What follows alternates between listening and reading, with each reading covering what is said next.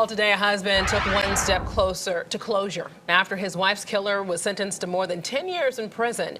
Now, Sebastian Burnett's car crashed into Dorothy and Douglas Picklesheimer's car on April the 25th, 2020. Burnett had opioids in his system following the crash that killed Dorothy, and our chief legal correspondent Seema Iyer was in court for the hearing and now joins us from the Gaston County courthouse.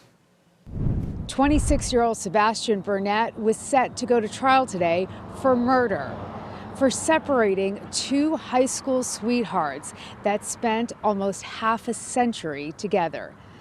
Doug and Dorothy Picklesheimer, yes, were high school sweethearts, but after that fateful night when Burnett was under the influence of opiates and drove their car down, killing Dorothy Picklesheimer, Sebastian Burnett was charged with murder and unrelated crimes, but he took a plea today, and that second-degree murder charge was dismissed, but he was found guilty by plea of death by a motor vehicle and related charges. That plea, 121 to 158 months, which is approximately 10 to 13 years in prison.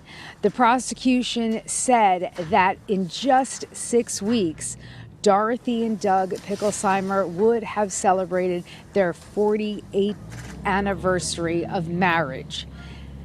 This was a little bit of today's hearing where Doug had little to say, but it was impactful nonetheless. She went into cardiac arrest and died at 8:54 a.m. Cause of death was listed as blunt force trauma from the wreck. Ms. Picklesheimer was 66 years old. Mr. Burnett has extended his condolences to all those that were involved and those that were impacted by his actions.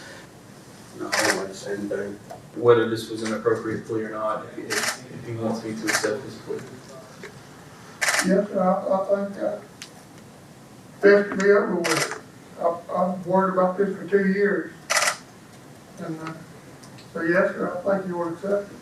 Now, you heard the defense attorney mention Dorothy. She was a beloved court clerk. Everyone knew her at this courthouse, and the prosecutor even mentioned that her courthouse family is grieving. Now, Mr. Burnett, he is going to be going to prison soon, but he'll be back in court in June because he does have some outstanding probation violations.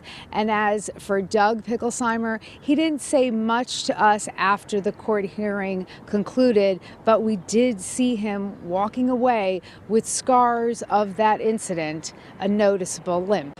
Back to you guys.